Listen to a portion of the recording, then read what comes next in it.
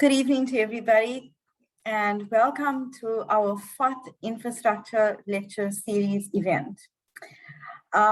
Today, we are hosting this event as usual alongside Sanlam and UKZN.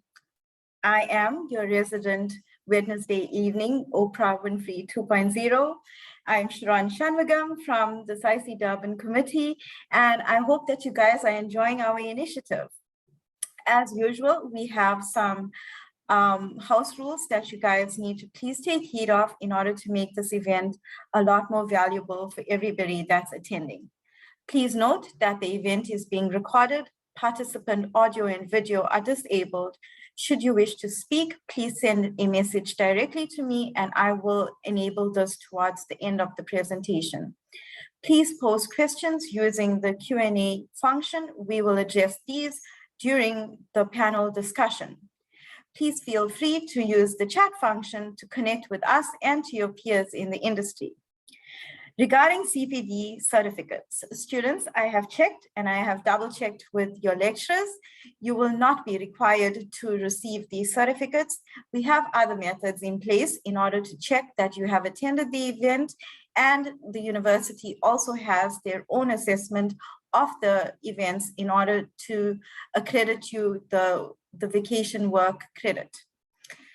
To our members, we will provide you with a set of certificates at the end of the event. So please, can you just take note of the events that you have attended? And then once the 10th lecture is complete, you may send Kavita an email on her email address, which is durban@saice.org.za, and she will then send you a certificate in the weeks to come thereafter. Please note that we have had such a massive outcome with our event that it will take some time to process these certificates, but we aim to get these to you before the end of the year. Okay, so with that aside, my co-host for the evening is Dr. Justin Pringle. He is a familiar face by now. Justin has published in top-ranked international journals and has developed innovative methods of linking ocean wave modeling to weather circulation. He has been rated by South Africa's National Research Foundation as a top emerging scientist in South Africa. His research has formed the basis of many other national and international research efforts. Justin founded and heads the Environmental Fluid Mechanics Research Group at UKZN. His research group includes an NRFB-rated scientist. This, together with his publication record, has resulted in the group having an international research profile. There is only one of these in the country. He also mentors at Engineers Without Borders student chapter at UKZN. So, as you know, UKZN and SAICE have collaborated to create the series with the premise of wanting to deliver as much value to our students and our peers during these difficult times. Sanlam kindly and graciously have provided the means to bring this event to life, and it has been such a rewarding experience thus far. This week, Sanlam will be represented by Ms. Kamir Naidu, and Kamir is a product specialist at Sanlam. She is also a registered financial planner with almost 16 years of experience in the financial services industry. Her journey with Sanlam has allowed Kamir the opportunity to engage with many facets in the industry, which has birthed and nurtured her passion for holistic financial planning and the importance therein.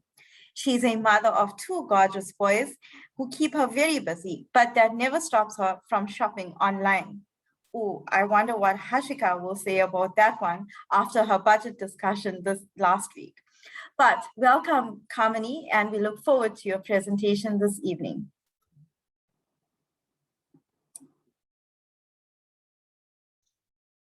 Thank you, Sharon, and good afternoon, colleagues. It's a privilege to speak to you this afternoon.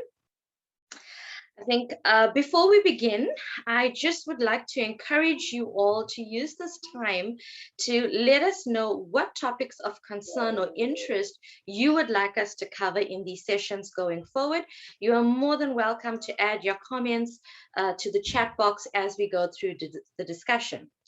Today, I want you to take time to focus on how healthy is your wealth. Now, whether you have accumulated wealth or not, I do believe it will happen at some point in the future. You are still the right person to hear this, because this means you are taking charge of your financial future in advance. So I'm going to ask you a few questions to think about. First up, what makes you happy? It's a question that doesn't get asked very often. And when we get asked the question, you never know how to really answer it. So I came up with a few things that makes me happy, and I'm pretty sure it makes you happy as well. When you have a really good laugh right at the bottom of your belly and you have no cooking idea where that laugh started from in the first place, it makes you so happy and so excited that you can go on for the next couple of hours on that same high. But what about having a good meal? I mean, that brings out a set of emotions in me that I never knew existed, right? Or if you're anything like me and we wake up very angry with the world every morning, a good cup of coffee just sets you right. It makes you feel like you can take on 9 o'clock and 10 o'clock a little bit better. And then we're waiting and longing for the day when we get to travel anywhere without boundaries, without limitations, and without a mask. We're hopeful for the future, and we're waiting for that day when we can. And more importantly, I think it's so important to have time with family and friends, people that are close to your heart. Sometimes being with family makes you feel like a kid again. Being with your friends makes you feel young and carefree and never having to deal with anything. But here's the thing. We all want to be happy, right? And we aspire to be happy all the time. But in reality, we just cannot be happy all the time. Things do get in the way of our happiness. And one of the biggest contributing factors on the happy meter is not knowing if our finances are in order. If you haven't already dealt with the stress of finances yet, it's bound to happen. It's a human nature situation we find ourselves in. In fact, I want to bring to your attention, mental health has been the focus of concern all over the world. And one of the biggest contributors of stress has been that of financial matters, and especially not knowing if there is enough. Job security, tightened budgets, increasing expenses, unexpected circumstances have become heightened concerns when we delay taking charge of our well-being. It's actually a fact that financial stress can have a huge impact on our happiness. So, what is your biggest asset? For some of you, I know it's going to be this. This is the cars that we drive at Sanlam, by the way. And then they put us up in houses like this with the salaries that we earn. Don't be jealous. I'm just letting you know. I'm just joking. But these are assets. What about things like your jewelry, your inheritance from loved ones, antiques, art? Those are all assets. But what if I told you that there's a greater asset, far greater than any of these, far superior, far more important than any of these? Everything else only becomes an asset after you protect the money maker. And what or who is the money maker? It's you. Protecting yourself, making yourself priority, and ensuring that you will never stop earning an income. Why do we spend so many years studying and perfecting and being the best at what we can do? So that we never spend a day without an income into our account. But what happens when life happens? Whether you're an employee or an employer, or you're self-employed, whatever the case may be, loss of income can be devastating when you're in your prime working years and you have so many more years of earning potential ahead of you.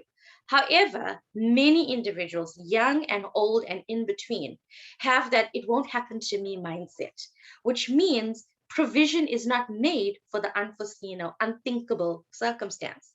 A solid foundation to protect your earnings ability should be from the very first paycheck. Protecting your income to mitigate against risk, such as the long-term inability to earn an income, is critical. You may think it may not be for you, but it actually is.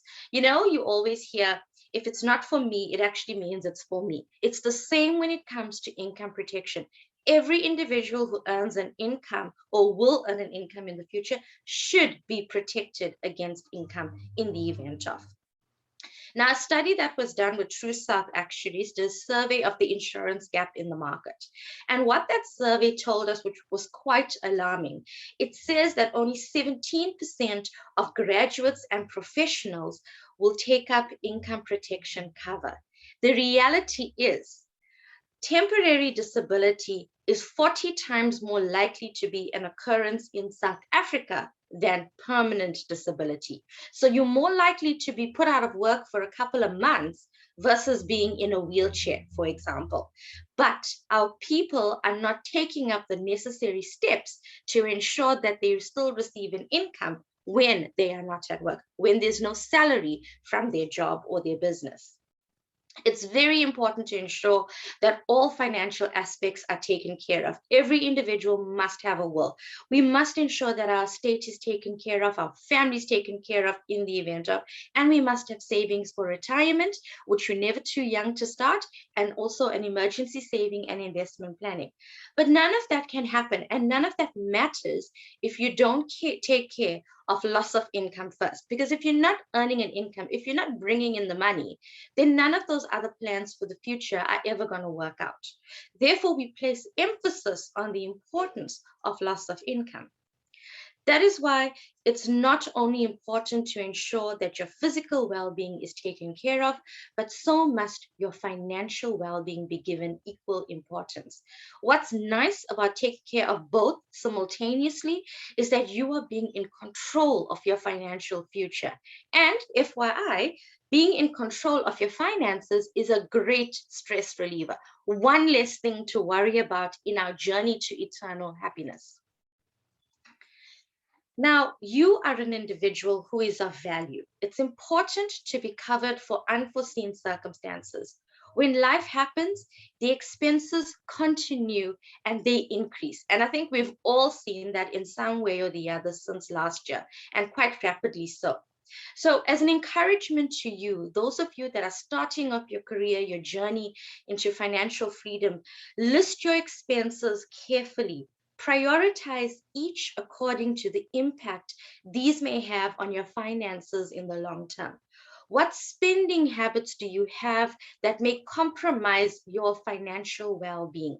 And how can these be replaced with wise commitments around the protection of your income, your family, and your lifestyle? Don't assume that disability is only linked to the chance of having an accident. Heart disease, cancer, back disorders, and depression are examples of conditions that can incapacitate people and have a devastating effect on their earning ability. And we've all seen it, either by an acquaintance or a family or a friend. It's not uncommon things that I'm mentioning to you. Don't only rely on your savings, because most people's savings won't stretch to cover their monthly expenses should they be rendered incapacitated in the long term. Having the necessary steps in place to assist you financially can certainly ease the burden and aid to maintain your lifestyle when change occurs. We always want to be on an upward cycle. We never want to be going downwards. Protecting your income, protecting your ability to earn an income should always be priority, because this ensures that you will always have a flow of income in your account. And a few things before I go. Your future is created by what you do today, not tomorrow. Never think for a moment it will never happen to you, and you should not take the steps in place. There are many opportunities to protect yourself and all of your assets in the future. And we just need to take the time to question, to understand, to read, and ask the questions that are relevant to us.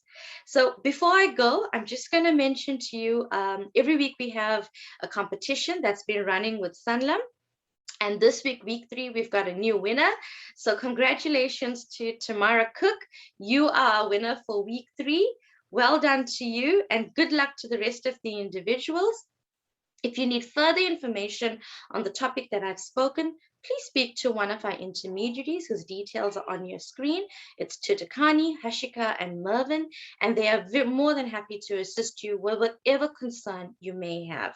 This week, we have another competition for you as well. So please use the link or the QR code that you see on your screen, and the link will also be posted on the chat group shortly. We wish you all the best for the rest of the year and for your endeavors, and take care. Thank you. Thank you for that, Kamini. Very insightful presentation, and it's actually quite interesting and well-timed considering that it was National Wool Week about 2 weeks ago. So yeah, very, very, very relevant in these times. Thank you again. And just to confirm, Michelle Bamber, who is part of the Sanlam team, has put a document onto the chat box. It's an Excel document, and it is to assist everybody with their budgets, which follows on from the discussion from Hashika last week. So if you guys are interested in using the master budget that Michelle put up, you're welcome to download it from the chat box. Okay, with that, I'd like to call upon Dr. Pringle, who will introduce our keynote speaker for the evening. Thank you. Thanks, Sharon, and welcome everybody. Firstly, just like to start off by thanking Sanlam and SAICE for helping us at UKZN get these talks out there to both our industry professionals and our students. And I think it's great that we can get both the current and future engineers in the same virtual room together. And with that, I would like to just introduce our next speaker, and that's Kamir Naidu. So Kemira is a UKZN alum, and she's a professionally registered coastal engineering specialist at the Coastal Stormwater and Catchment Management Department at eThekwini. She currently is leading a forecast early warning system engineering team at eThekwini municipality, and that team is using state-of-the-art atmospheric, hydraulic, coastal, and ocean models, as well as assimilating the output with observed data for the regions. Really is an international milestone. I also have the privilege of having worked with Kim in both the professional environment at CSCM, as well as in the research environment as her MSc advisor. And I look forward to hearing what Kim has to share with us today. So take it away, Kim. Thanks very much. Thank you, Justin. Good evening, everyone, and thank you kindly for that introduction. My name is Kamir Naidu, most call me Kim, and I work for the Coastal Stormwater and Catchment Management Department at eThekwini Municipality. Yes, I know the government, but not all of us are that bad, I promise. I am doing this presentation from my home, so I do apologize in advance if my little doggo wants to get in on the action. The Coastal Department shares an ongoing relationship with a research company in the Netherlands called Deltares. They have helped us develop a forecast early warning system, which was launched by the mayor at the end of last year. Since we already have such a successful relationship, they wanted to use Durban as a test case to showcase the abilities of the new Delf 3D flexible mesh software. And naturally, I jumped to the occasion. I mean, who wouldn't want to go to Europe for 3 months? Luckily, I was already registered for my master's in engineering with UKZN. Yes, keeping it local and loyal to my roots. So I could get away with a student visa, which made things a bit easier to travel across. It gives me great pleasure to be able to represent our findings on modeling the Agulhas ocean current while focusing on shallow water hydrodynamics within the Durban Bight. Durban is a coastal city. I hope everyone here knows that. But what you may not know is that eThekwini is actually derived from a Zulu word meaning bay or lagoon. As I mentioned before, we have a well-established forecast early warning system. Currently, we are extending the system to include the coastal zone and to be able to warn against extreme events such as high waves, storm surge, or water quality issues. The city's warm subtropical climate and extensive beaches make Durban a major center for tourism. eThekwini is responsible for the maintenance and control of Durban's coastal zone, focusing on both industrial and recreational sectors.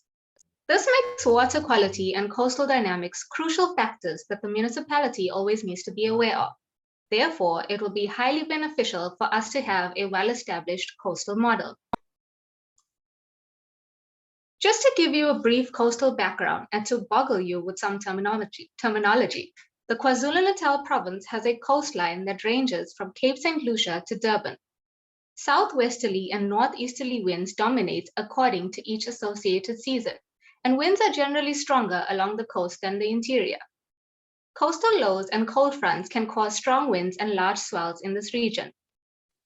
The continental shelf along the KZN coast is very steep and narrow, and the coast is considered one of the most linear in the world. KZN has a semi-diurnal tidal range and is swell dominated.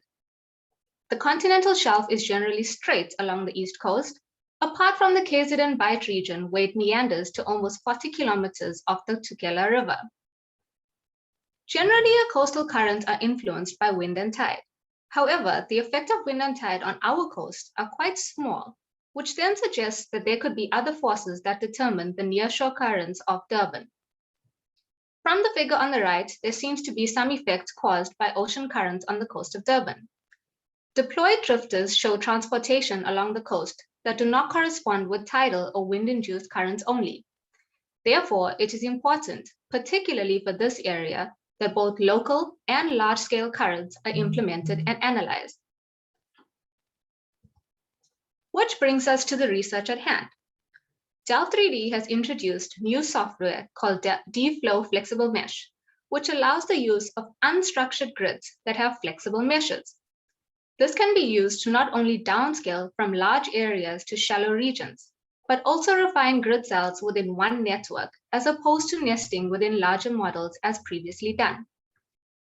Using the software, we wanted to venture into a unique and challenging type of modeling and explore different modeling techniques to try and bridge the gap between coastal shelf currents and global oceanic currents. To incorporate these global ocean currents, we will be using a large-scale ocean circulation model to provide the offshore information to be interpreted by our model. It is important to understand the global processes that occur at our coast before we can attempt to model in this area. Alongside the eastern coastline of South Africa, a warm ocean current hugs the continental shelf. This current transports warm equatorial waters towards the South Pole within the Indian Ocean. This current is called the Agulhas current. With speeds exceeding 2 meters per second, there is no doubt that the Agulhas current influences the east coast of South Africa. Although the current follows the edge of the continent quite closely, it does become unstable and meanders, which can result in instabilities. Typical features associated with this current can be seen in the image before you. As you can see, the current starts to develop between Mozambique and Madagascar. Further south, the current turns back on itself and retroflects into what is known as the Agulhas return current. The core of the current is generally around 70 kilometers wide. Upwelling and Natal pulses are also distinctive features formed from this ocean current.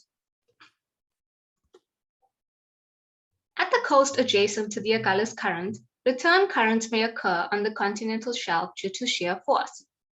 On top of the continental shelf, these spin-off currents act in combination with tidal and wind-driven currents. Modeling these coastal regions will therefore require a model that takes into account this ocean current. Zooming into the Durban coastline, we can see that the continental shelf widens here, rendering the current unstable.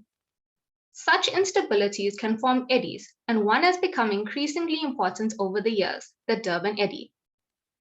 This is a semi-permanent eddy as it only occurs 50% of the year, until it dissipates into the Agulhas current flowing close by. It has been identified that where the eddy is present, the Agulhas current moves further from the shore. The eddy is half the strength of the Agulhas current and allows for the upwelling of cooler waters into the Durban Bight. The figure on the left suggests that the Durban Eddy that is formed between the current and the coast does travel into the Durban Bay. Once we had an idea of what to expect within this region, we could then start the modeling process. D-Flow FM was used to develop an unstructured grid, large enough to allow for the formation of the Agulhas current, but small enough to refine at the Durban coastline. Advection velocities were used as inputs at the boundary, as well as tide, temperature, and salinity. Cells were refined gradually from 5 kilometers to 500 meters in size, and local bathymetry was included for higher resolution at the Durban Bay. Heat flux and wind was also included. Fixed Z-layer vertical schematization was used. Traditionally, defining open boundary conditions in deep water proved problematic. Open boundaries in deep waters are less robust as there is no dampening mechanism. Small instabilities can develop from small mismatches between the prescribed boundary conditions and the computed model behavior at the boundary itself. These instabilities can grow without limits, resulting in the model crashing or developing unrealistic circulation patterns. To mitigate these instabilities, we remedy the issue by prescribing more information: water level, current, salinity, and temperature. But this was not sufficient to get the ocean current to remain alongside the continental shelf. Therefore, a new technique to Del3D called nudging was used for temperature and salinity inside the model. The nudging technique can be described as follows. It is the assimilation of observed data that uses a Newton relaxation to guide the temperature and salinity values within the model towards values that they should be reflecting. Global ocean currents tend to have chaotic and random features like eddies that are hard to capture. Therefore, feeding data from a global ocean model such as CMIMS and using the observations can help resolve these components in a downscaled flexible mesh model. Just to show you the idea behind this technique, here we have a larger model developed with nudging only, and on the right shows the current we can expect. Ensuring the correct temperature and salinity values is extremely important in modeling this western boundary ocean current. Correct density gradients can develop the velocities that drive this current. As you can see, nudging helps us produce results similar to what CMIMS presents on a coarse scale, which we can then use to model closer to the shelf. The Agulhas current develops well, and rest reflection is quite noticeable further south. Although this model could be used to identify features closer to the coast, it is still too large and takes up a lot of computing time, which is why it's preferable to use a smaller grid. So nudging can basically relax the values of the model internally towards global data. This technique was used to develop the main Agulhas current in our smaller grid and tried to keep the current alongside the shelf. Specifying where to nudge values in the model also allows for the model to calculate small nearshore currents on its own. So, for our case, we reduced the nudging as we moved into shallow waters, with the Durban Bay having no nudging at all. However, with all interesting topics, some difficulties do arise. And considering that this is new territory for Del3D's coastal hydrodynamic modeling, there were some complications.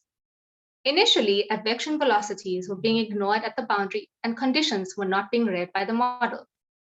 The nudging values were clashing with the values being enforced by the boundary conditions, and this induced rapid upwelling of cooler water at the boundaries. Another problem encountered was that only inflowing values were being enforced by the boundary conditions, which meant that the strong Agulhas current being developed within the model could not flow out, forcing it to recirculate within a closed model. These challenges allowed me to directly interact with the software development team to try and understand and help identify possible solutions, as well as prioritize actions that need to be taken for future development. We need to keep in mind that this is a dynamic system, which involves gradients in both vertical and horizontal. Therefore, achieving a stable setup is very challenging. However, analyzing and investigating such models improves software development and allows us to tackle new implementations for such a scale, while still entering modeling fields that were not even thought of before. We managed to develop a promising initial model as follows. With help from the developers, we managed to achieve modeling a strong Agulhas current. Inflow can be seen coming in from the northern boundary, and we finally managed to allow velocities to flow out of the model. However, there were still some disturbances occurring at the eastern boundary, and checkerboarding became evident. It was identified that higher velocities in the north were being modeled than what we can expect from observed velocities. Although at this stage we do not quite master modeling in deeper waters yet, we can already see certain features start to develop. An eddy seems to develop in our simulations, which is evident in this picture. We can also see that when the eddy is present, the Agulhas current is further away from the shore, as we know from literature. We also notice the reversal of smaller currents near the coast. The eddy in this map output seems to be half the velocity magnitude of the main Agulhas current. This corresponds with what we know from literature. These figures show model output zoomed in around the Durban shore. The red arrow indicates the velocity magnitude and direction of the stacker buoy in both instances. The edge of the Agulhas current is much closer to the shore when there is no eddy present. The eddy deflects the current further offshore when it persists off the coast of Durban. It is also important to note that the model suggests that the presence of the eddy reverses the direction of the currents along the coastline northwards from Durban. This is an extremely important effect from the eddy. Just to give you an idea of the initial model results, this is a time series for velocity magnitude at 60-meter depths for 2009, which shows the CMIMS data in black, observed data from a buoy just south of Durban Port in red, and the model results in green. From these initial results, we can see that in certain instances, the model does bridge a gap between CMIMS and observed data. This result is promising and meets the objectives of the model. It validates that the model can be more accurate than that of a global model, but in certain instances, there is still room for improvement. The initial model was then modified and recalibrated. The grid was transformed into a more curvilinear shape, and refinement was improved towards the coast. Detailed analysis into the grid formation, refinement, and bathymetry was done to improve model results. These steps are exhibited in the figures before you. The grid was also extended a little further north from the original northern boundary. The curvilinear structure was constructed to form a more perpendicular eastern boundary to the land boundary. Less computational time was also required for the new refined resolutions and positions. The new model looked as follows. Key factors that were analyzed in this modification included the grid orientation and refinement, bathymetry interpolation and review, and the vertical stratification type. Nudging was tested for this domain, but eventually only initial nudging was used, which provided initial values to the model from CMIMS, similar to that of a restart valve. Internal nudging within the model was no longer used in the new model. For both models, the following model forcing data was used. The input data for tidal boundaries were retrieved from the Global Tide FES 2012 model. The FES 2012 finite element solution, established in 2012, is a global hydrodynamic tide model developed to determine accurate tidal currents. The wind and atmospheric pressure parameters were obtained from ERA5 datasets from the European Center for Medium Range Weather Forecasts, ECMWF. Initial nudging conditions were taken from CMIMS. The Copernicus Marine Environment Monitoring Service, CMIMS, was used to obtain both the temperature and salinity values. Boundary conditions for salinity, temperature, advection velocities, and sea surface heights also came from CMIMS. The continental shelf was scrutinized further to improve resolution for higher accuracy. The Agulhas starts to meander within this region, which makes the accuracy of the model here crucial. The model was further refined within this region, as you can see here. 3 sets of bathymetry were interpolated for this model in the following order of importance or accuracy. First, with the finest resolution was the EMS Batty survey. eThekwini Municipality's Coastal Stormwater and Catchment Management Department, CSCM, commissioned the environmental mapping and surveying team to conduct bathymetric mapping of the Durban coastline. This mapping was done from 2012 to 2016 and provides much higher resolution depths closer to the coast. The second bathymetry set was retrieved from the Hydro Office at the South African Navy. Contour depths and depth soundings were also retrieved from the Navy databases for higher resolution bathymetry closer to the shore, alongside the continental shelf. The surveys are based on the most accurate conventional survey methods at the time of data collection. The last bathymetry set, and the most coarse, was from JEPCO. JEPCO provides a range of bathymetric datasets and products.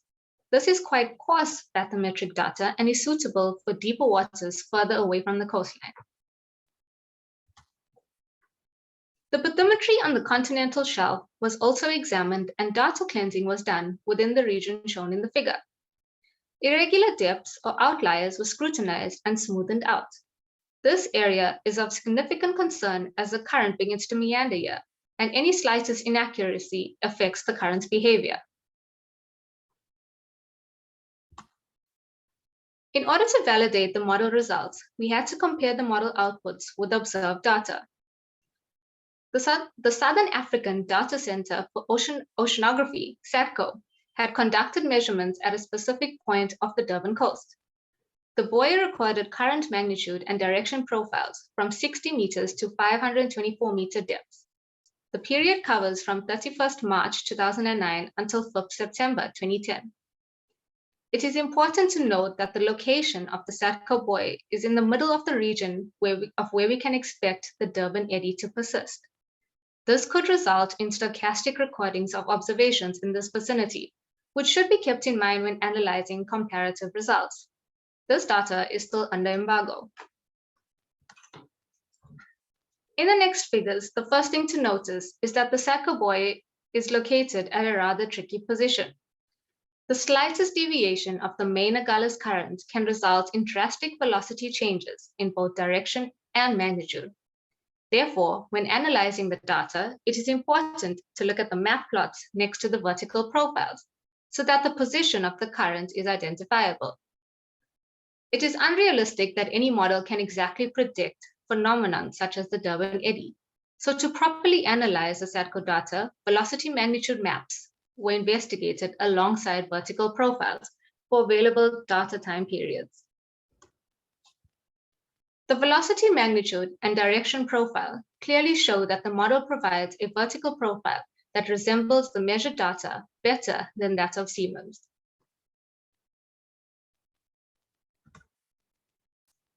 The SADCO buoy measurements were used to compare with Siemens, the initial model known as internship, and the transform model, Test 08, for 2010. To give you an idea of the improvement in results with the modified model, both the Del3D flexible mesh models were plotted in this time series. The SADCO buoy exhibits expected behavior of velocity magnitudes. Speeds of close to 2 meters per second near the surface within the main current were recorded in the field, but the model seems to have slightly lower speed. Although initially the internship model is much closer to the observed data, as the time series continues, we see that Test 08 follows the observed data well. Looking at the overall comparisons, it is evident that Test 08 performs better than the internship model. The Test 08 time series correlates better with the SADCO buoy data in some instances. And in some instances, performs better than the Siemens series. The sudden drop in magnitude and drastic change in direction in June suggests the occurrence of a Durban Eddy. Using data collected from the African Coelacanth Ecosystem Program, ACEP, comparisons were made with the flexible mesh outputs, the Siemens global data, and the Adcp measurements from ACEP. The program is managed by the South African Environmental Observation Network, SAION, who provided and allowed us access to the dataset. This data is also under embargo. Looking at the several plots before you, it is easy to see the differences in the current position and magnitude from the map plot on the bottom right. The image on the top right indicates the position of the observation data point. The middle image plots arrows as velocity vectors that show both magnitude and direction attributes for the model. The model with black arrows, the ASAP ADCP in pink, and CMIMS in green arrows. Vertical profiles are also shown on the left for a 3D depth analysis of the model. In some instances, the model performs better than CMIMS as compared to the observed data. In other instances, CMIMS actually performs better, which suggests that there is still room for improvement.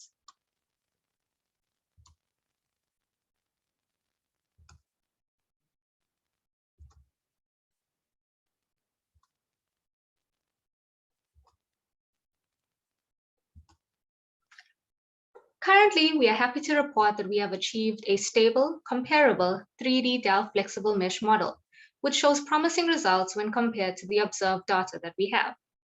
This model is already running operationally in our Fuse system, and we are able to compare real-time scenarios with CMIMS data. By running the model with CMIMS boundary conditions, we can actually predict tide, currents, and salinity and temperature conditions for the upcoming days ahead. Here is a video of the Delft 3D model running operationally in Fuse.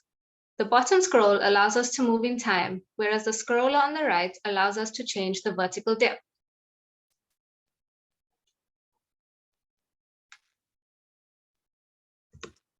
This is an example of a real-time comparison in Fuse of the CMIMS global model and the Delft 3D flexible mesh model. If you look closely, you can see that the grid cells are much larger in the CMIMS model. Zooming in, you can see that higher resolution at the coast is applied in the Delft 3D model. Circulation patterns are also more evident here. In this instance, you can even see the formation of an eddy. A typical water level or tide output can be seen here. Blue shows hydcast data from the model, whereas the red line shows forecasted data. The black dots show observed measurements from the NSRI tide gauge. I'm almost done, I promise. Lastly, to give you an idea of what we are working on next. Coastal inundation or coastal flooding is what we're currently modeling. We already have SWAN and Sphinx models set up for this. The March 2017 event has already been well replicated in the Sphinx model on the right. Both models use the Delft 3D model for flow input conditions at the boundaries. The Delft 3D flexible mesh model will also be used as boundary conditions for several other initiatives, which include water quality modeling, particle tracking, and sediment transportation. Thank you for allowing me the opportunity to showcase eThekwini's current progress towards coastal and oceanographic modeling. Please feel free to ask any questions. Thank you. Thanks, Kim. I'm wondering if you can just keep your presentation up. We do have a few questions, and then I think you and I can just discuss some of your what you've discovered so far. So perhaps we should start with some of the more specific questions. We have a question from John who's interested in the effect of the eddy on Aliwal Shoal. I have some answers to that based on our work up at Sodwana, but is there anything, I mean, and at your model resolution, your grid resolution, is that something that you may be able to answer now or in the near future? Well, we've basically refined it for KZN and mainly Durban. So we can use the same model and refine it towards other areas of interest. But for now, we were only particularly focusing on Durban. So I think that is something that we can develop for a specific case. Right. And how far south does that refinement go from Durban? It was just before East London, but the refinement, let me show you. And what is that grid resolution down there? It goes up to 200 meters. Okay, so the The refinements, you mean it goes down to 200 meters? Is that the most refined? Yeah.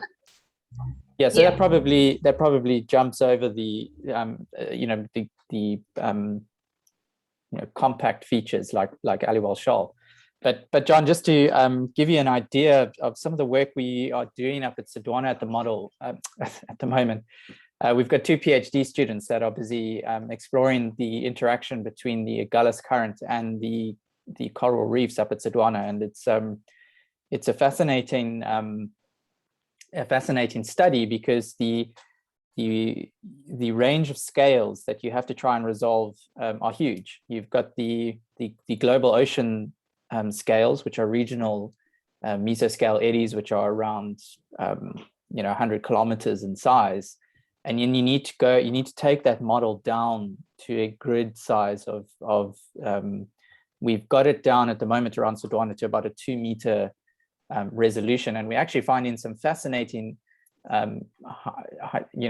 current patterns that are driving upwelling events, which are very important for the nutrients on the coral reefs there, and that's something that is very important for global climate change. And so yeah, we'll be presenting some of the results in that soon, hopefully, and I hope that answers your question to some extent.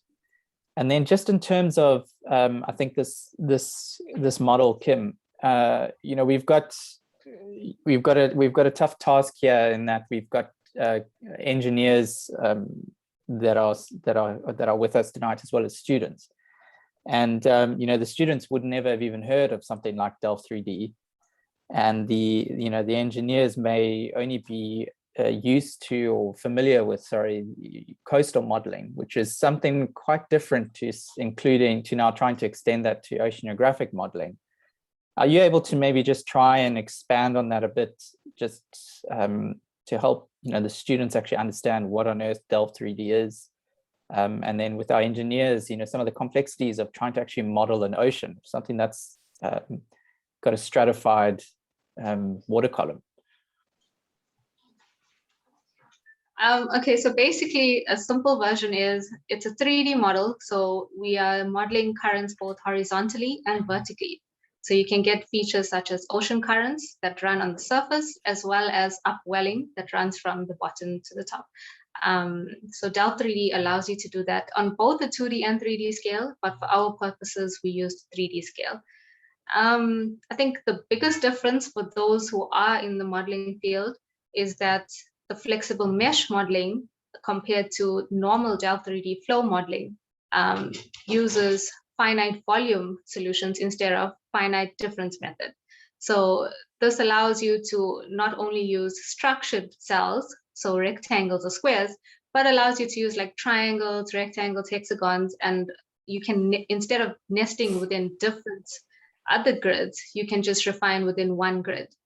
Another important feature to note is instead of spinning up a model or using a restart file from a previous model, you can just use initial nudging or boundary conditions to start from from a real-time scenario. So that's one of the biggest advantages with flexible mesh. Have I answered it sufficiently? Do I need to explain more? No, I think that's fine. One of the difficult things that with these ocean models is to include the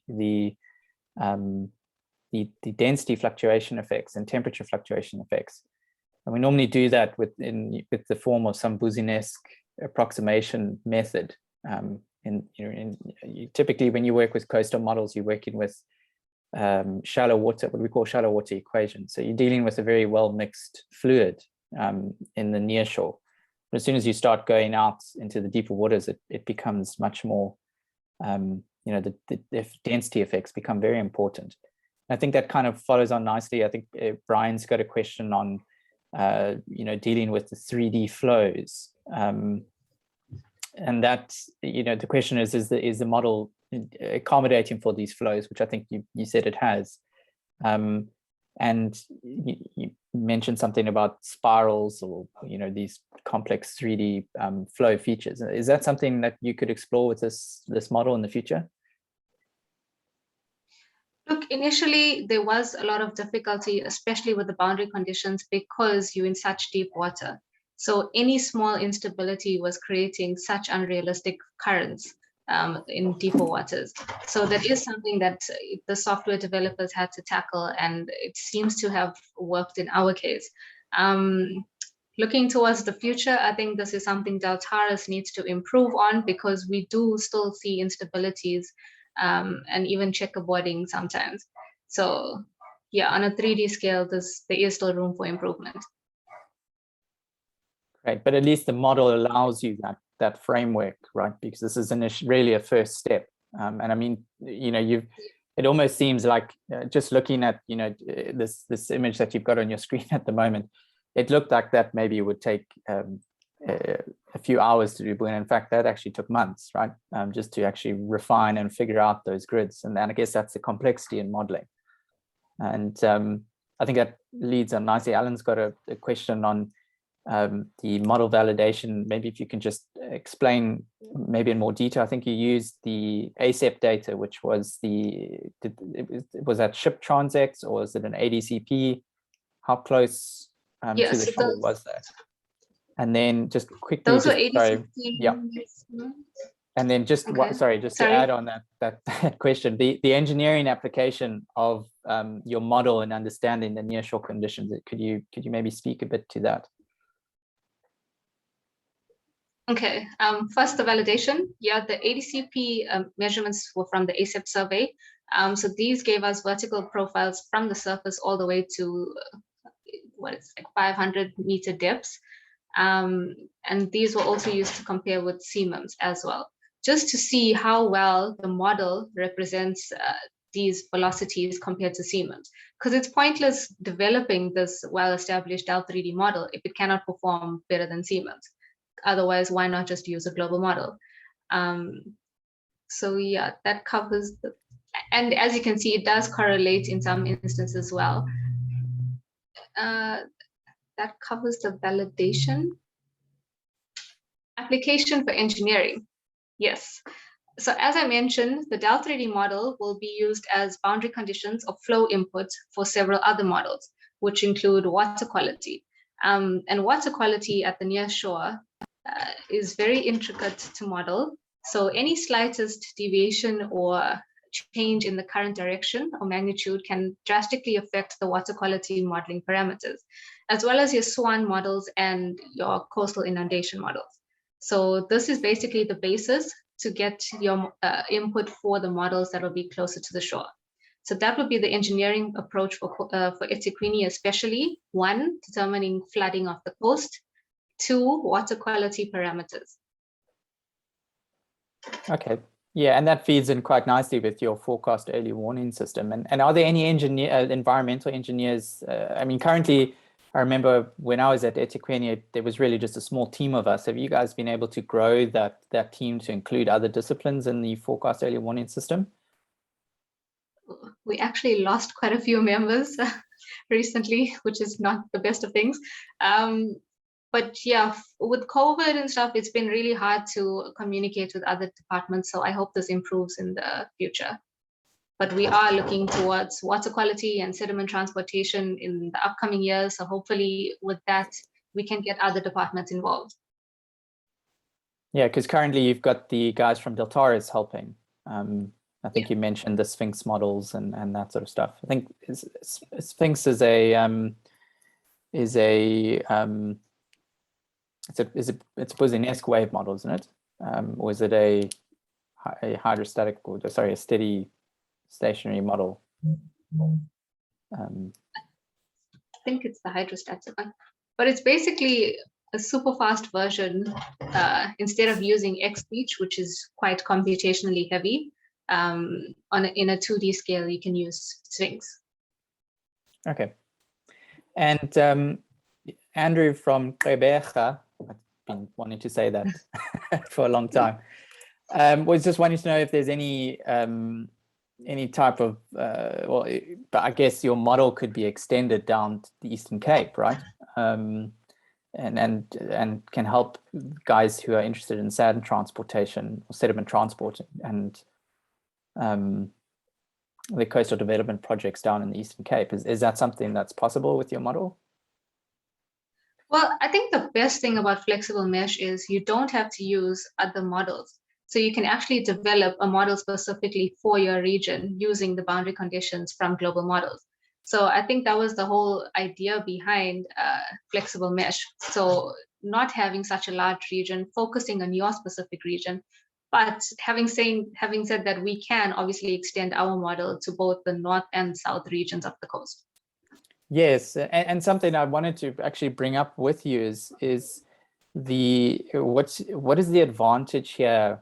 You know, using Delft 3D flexible mesh. I think we spoke a bit about it this morning. You know, compared to say something like ROMS, which is typically done. That's a regional oceanographic modeling system. What's the advantage of flexible mesh? So using something like initial nudging, you can start from a real-time scenario instead of using a restart file or spinning up for several months or years even before you even get to the thing that you want to model. So that saves you a lot of computational effort. It gives you a modeling process that starts now and from your boundary conditions, which are actually in a real-time scenario. So that's from the nudging, right? Because I think typically the ROMS model, what the guys would do is they would nest inside CMEMS and then spin it up for 2 years, right? Before they actually get any type of results, not real time 2 years, computational time 2 years. Yeah. And so you couldn't actually, it would be very difficult to predict near real time like what you're doing now, whereas the nudging allows you to do that. Perhaps, are you able to expand a bit on that nudging for our audience? I'm sure it's something that well, it certainly would ring alarm bells for me if I wasn't aware of, you know, we've had long discussions about this, is that it almost seems like the nudging, if you're not careful, you could push the model to whatever value you want. How did you account for that? How did you make sure the model results were well calibrated or validated? Yeah, so definitely, if you basically nudged on a 3D scale for the entire model, it would literally be you replicating the CMEMS model, which is kind of like cheating. So initially, well, firstly, there's two types of nudging. One is initial nudging, which is kind of like a restart file, but on a 3D scale. So CMEMS value creating a hot start for the model, so you don't need the restart file. And two, nudging within the model, which is also on a 3D scale, but it computes as you use the model. So basically, in our initial model, we try to nudge from the boundary inwards, but as you go in, you nudge less. So you're pushing the values towards CMEMS values at the edge of the model, but as you go towards the coast or your area of interest, you're relaxing the nudging and you're actually not forcing it as much as you would at the boundary condition. We started off with this process because it was really difficult to get the ocean current hugging the continental shelf. With open boundary conditions, we just couldn't get this to work. So nudging really helped in allowing us to force the Agulhas current to hug the continental shelf. Eventually, we only use initial nudging in the latest version of the model, and we've managed to get it to hug the continental shelf without nudging internally within the model. What can you remember offhand what time scale you were nudging at? So what is the time scale that the CMEMS data comes in? I think it's what is the time scale and what time scale of the nudging did you use? Yeah, so we played around with the timescales for nudging. Initially, we tried 3 days, every 3 days to nudge, and this was too much. Then we tried 10 days. This was too less. So we realized to use it at the same CMEM scale, which was 7 days, weekly. So we were nudging weekly. Right. And in terms of the, just going through some of these questions here, in terms of the data, I'll just read out the question. It seems like there's a lot of data contributing to creating these models. So how is all this data collected, and what measures are taken to make sure that the data is accurate or reliable or reasonable, I guess? And if any, what are the names of the instruments used during the data collection? Okay, so CMIMS is the global data that we've used. I've went through the bathymetry sets, and the measurement data was the SATCO buoy and the ASEP survey. So these are still under embargo, so I'm not allowed to share if anybody asks for it. You do have to sign release forms to get access for it, but because this was for research purposes, they did allow me access. And with Adcp measurements, I don't think there's much validation required. It's quite raw data. So straight from the instrument, you can get your velocity, magnitude, and directions, as long as you're at the same depths and the same area. Yeah, so I think that wasn't, I mean, the point is, I think it's SAION that are managing that data, aren't they? Yeah. Yeah, so, and there's also currently a national data campaign that's, I think, in SAION is running, and they have these nodes around the whole country. And there is a data node here at Durban, which they are, I think it's part of the Shallow Coastal Marine Research Infrastructure or something like that, SCMRI. And they will shortly actually be doing these long-term deployments of these thermistor strings, current meters, ADCP data sets, long-term monitoring, which is really good and will feed quite nicely, I think, into your Fuse system. I think there was a result out in 2018 and 2019. Not sure for Norway or one of the other international countries, but there's some issue with the data release or some issue with validity of the data. So I think that entire thing can be scrapped. There is a problem in South Africa that people just don't like sharing data. It's such a secret, and it's really hard to get a hold of good data. So as you can see, the data that I did use was from 2009 and 2010, which is quite old. But for our purposes, we did manage to use it quite nicely to validate the model. Great. And what's the talk in the office on the effects of sea level rise on the port of Durban? I know, Transnet, I think, managed the ports, or National Port Authority, and not eThekwini, but I think Andrew Mather has done some really good research on this, the impact of sea level rise, where I think he found that on average, it seemed that in Durban, you had a 2.7 millimeter per year rise in sea level. But is there any, I mean, you could include this in Fuse too, right? Yeah, no, definitely. And that is something that we would like to look at in conjunction with the coastal inundation. And Andrew's research was done quite some time back, I think, for his PhD. So we do need to update that as well.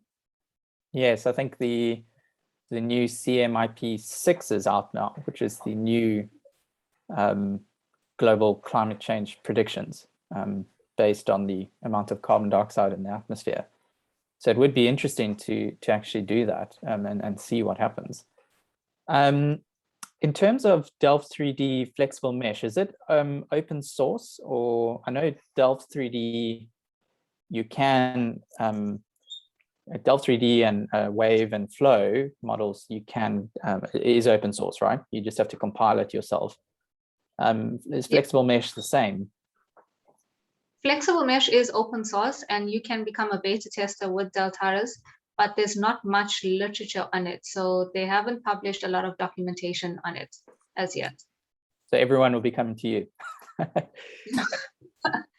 Well, you can, the Deltares responses on their websites and their help to the users are quite efficient. So maybe talking directly to them would be better, but you're more than welcome to come to me.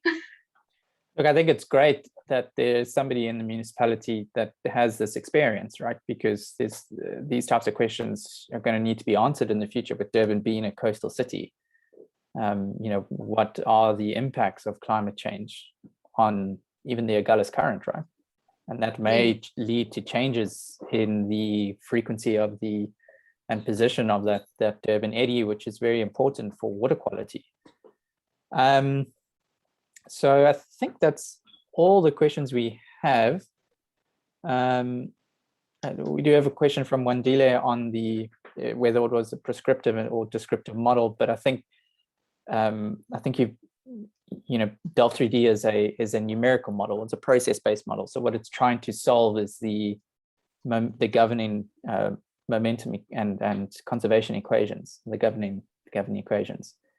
And I think we've covered whether or not environmental engineers work on this project. If I recall, there is an environmental engineering department in eThekwini, isn't there? Yes, there is. And do you guys collaborate on any projects there? Do you get help from them on certain things? With our construction projects, yes, definitely. But with modeling, not as yet. That is something that we need to consult with them when we come to water quality or sediment transportation modeling. Okay, great, thanks. So I think that's that's all from our side. Sharon, I can't see any more questions. Perhaps you can, or maybe Sharon, you have some questions that you'd like to ask. I think there's one more question in the chat box. Not sure if this model is freely available for anyone to try out. Is it specifically written for this project only? So, Kemira, maybe you can answer that. So this model was developed for eThekwini municipality. We are a bit weary to share it with just anyone because it is our pride and joy right now. But flexible mesh models can be used. It is open source and anyone can use the software. So if people want to nest within our model, they would have to come to us and ask for permissions. Okay, that's great. I think that was the only questions in the chat box, Dr. Pringle. But we've had such a wonderful response from Shanice Pediatri. She said that she is absolutely inspired to become an environmental engineer now. And she said that it was an awesome project and that you guys must keep it up. Thanks, Shanice. I see we do have a question that's just come through on if there's been any work on the desalination water treatment plants. I also remember back in 2015, there was discussions about incorporating FUSE to help model some of the impacts of the desal stuff. Is that on the agenda at all? I mean, I know you guys have, there was a big shock to the system when a lot of engineers left and stuff, but the point is it's possible, right? Yeah, I don't think it's our department's forte per se. Maybe more for water or Mgeni water. But yeah, with our modeling, we haven't thought about the impact on this model as yet. But I think Delft3D allows that. So, for example, somebody could actually put and I know guys in Cape Town have done this, where you can look at the the desal hit a blank outflows and the impact on the nearshore environment. You would just have to refine the model around those areas and put an outflow there, or an inflow, intake, outflow, outtake. So you can do this with Delft3D, and you can then actually start to explore that. That is the advantage. And I must admit, using Delft3D, they've done a lot of hard work to make it more user-friendly. And as you correctly say, Kim, it's open source. So while the grid might not be available, your grid that you've worked very hard on, the model itself is freely available. And you can, any user can create a grid and check the numerical stability of that grid and use it as a tool, an engineering tool. Yeah, no, definitely. All right, cool, Sharon. So I think, we're good from our side. There was a lot to talk about today, and I think, Kim is wrapping up her MSc now, and yeah, we're looking forward to seeing that come to a conclusion and then a finality, which I think will be really great. So well done, Kim. Thanks. It's been like a whole other degree, so I wouldn't exactly recommend it. I was going to ask if you could study. I was going to ask perhaps if you could, some students that are interested in this, coastal and oceanographic ocean engineering and water engineering. Maybe there's some people in industry that are interested in doing their MSc. I mean, you've got experience on both. You've worked and done your MSc, and you've also, so you have the unique perspective of being somebody who works and is doing, an MSc is a very difficult task. What would you, how would you inspire people to pursue these, further studies? Okay, I have to admit off the bat that I was extremely fortunate that I could study something that also was part of my job. So that did help with time management a bit, although you do have to work after hours to complete your written part of it. Also the traveling part, Etequini allowed me to study abroad as work at the same time. So that was also an advantage. Master's is no easy task by any means. So have the courage and initiative to do it firstly, but I will say that coastal engineering is very interesting, and any interesting topic is going to be difficult, but you will come out of it knowing so much more than what you went into it, and you'll start to think about things that you've never thought about before. In fact, you can finally use equations that you learned in your degree, which is not something you get to do quite often in the working world. So researching and working together was extremely beneficial for me. Thanks, Kim. Yeah, it was. I think that was great. So thanks, Sharon. It's all good from my side, and I think Kim, is it okay from your side? Is there anything you want to add? No, just thank you for allowing me the opportunity to present today. Yeah. Okay, thanks, guys.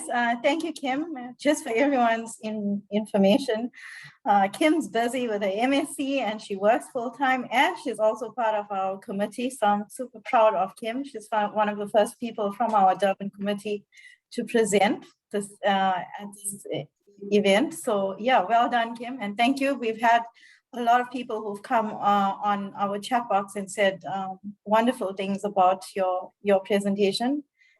Very informative session. You made me feel like I shouldn't have skipped any of my hydrology lectures, which I was very famous for skipping. So yeah, well done, Kim. Thank you, guys. Thank you. And yeah, so everybody who's attending this evening, that brings us towards the end of our fourth lecture in the series. And before we head into the evening, I just want to express my appreciation to Kim and Dr. Pringle from UKZN for allowing us the opportunity to learn this evening, and then to Sanlam for sponsoring us again and for giving us the impetus to be able to do this every week. Michelle, would you please put the link to the competition again? Guys, please enter their competition, and please don't ask me to rig the winners. I cannot rig the winners. Sanlam choose the winners on their own. And yeah, so with that, sorry, just before I go, we had links for the previous week's presentation up on the chat box. So please scroll up while we're still live and you can get those links. Alternatively, we have been sending them to UKZN. So if you are part of the UKZN tribe, you should be receiving them. Everybody else who are members are receiving them by email from Kavita. Sorry, just mind me. Yeah, again, thank you for everyone for attending. Next week, we will have the team from SMEC SA, who will be represented by Mr. Kert van Skelpik. They will be doing a project review on the Umsikaba River Bridge As many of you know, we recently went through this project during a virtual site visit. So I can absolutely assure the rest of you that it's incredible. We had such a wonderful response when we held this virtual site visit previously. So it promises to be just as great this time. So yeah, with that, members, next week is halfway in our series, and I'm looking forward to seeing all of you again, or interacting with you rather again, and have a wonderful evening. Cheers from our side, and keep well, keep safe, and keep strong. Good night.